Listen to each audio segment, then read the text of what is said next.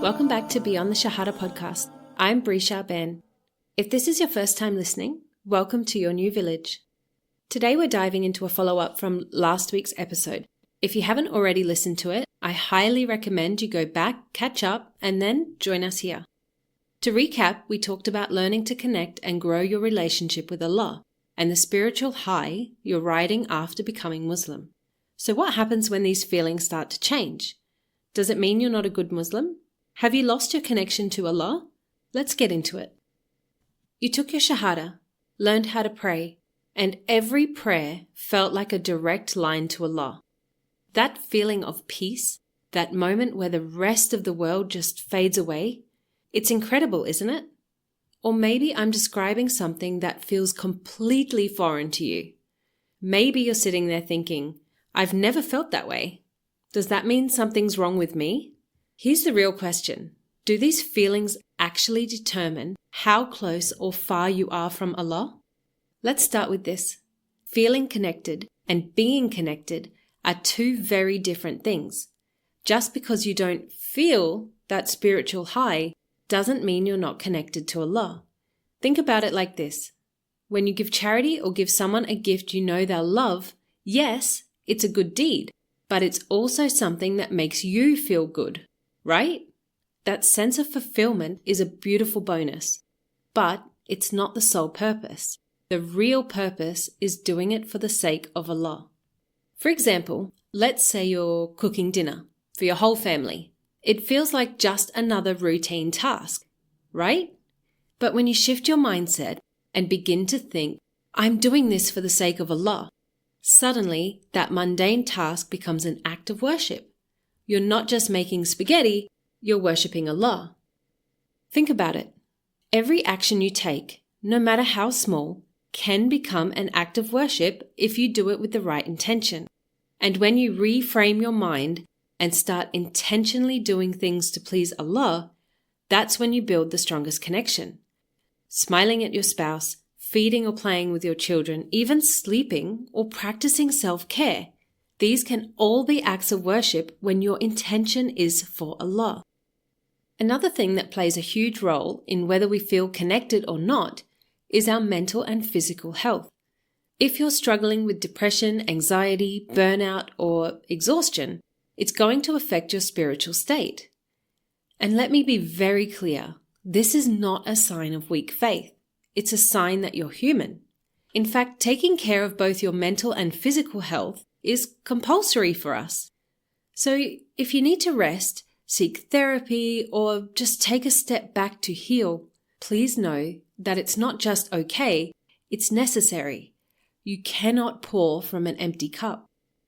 Imagine you work out regularly. Some days you're pumped, motivated, and ready to smash your workout.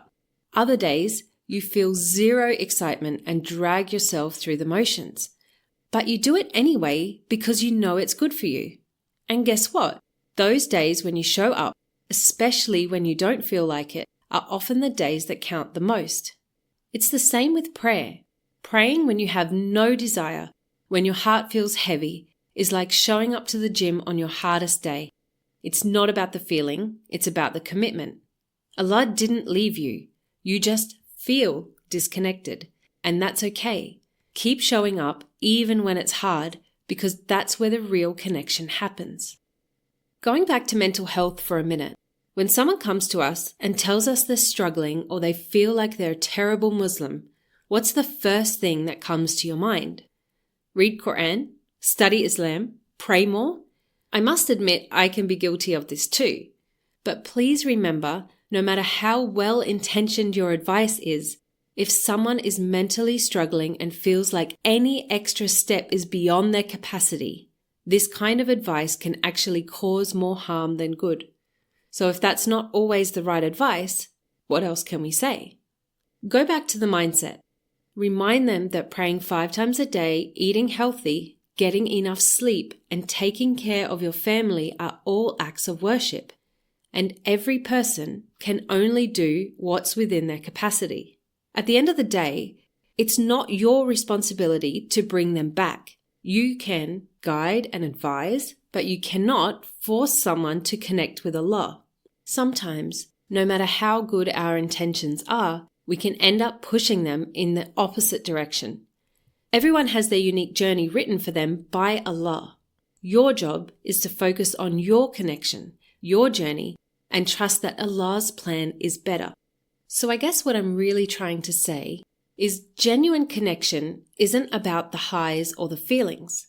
It's about showing up even when it's hard. It's about reframing your actions as worship. It's about being mindful and present in what you're already doing. It's about saying, "This is for you, Allah," in the everyday moments. It's about understanding that Allah is always there, even when you don't feel Him. And it's about taking care of yourself mentally, physically, and spiritually, because that's how you stay strong in your faith. The next time you're folding laundry, driving to work, or even scrolling through your phone, pause for a second and shift your intention. Think, how can I turn this into an act of worship? Maybe it's by being grateful for the clothes you have, by listening to something beneficial while you drive, or by using your phone to send a kind message to someone who needs it. Actions are judged by intentions, and every person will be rewarded according to what they intended. That means even the smallest actions, when done sincerely for Allah, can bring the greatest rewards. So keep showing up, even when it's hard, because that's where the real connection happens. Building a new habit takes time, so don't focus on being perfect, just aim for consistency. When you act consistently and intentionally, turning everyday actions into worship, you'll start to see your connection with Allah grow. It's like planting a seed. You water it daily, even when you can't see the growth, and over time it begins to blossom. As you build these habits, you'll find yourself moving forward, growing stronger, and adding more acts of worship naturally. You'll start to realize that worship isn't confined to the mosque or the prayer mat. It's in the everyday moments, the small acts of love and service, the quiet intentions that only Allah sees. And that's where some of the best rewards are hidden. So take it one step at a time, keep showing up, keep building, and watch how your connection with Allah deepens day by day. Thanks for listening to today's episode. I hope you'll join us on the next one. At the moment, I'm releasing episodes weekly every Friday, God willing. I'd love for you to subscribe or follow wherever you're listening to this podcast, or you can follow along on YouTube at Beyond the Shahada Podcast. Have a great day, and I will see you in the next one.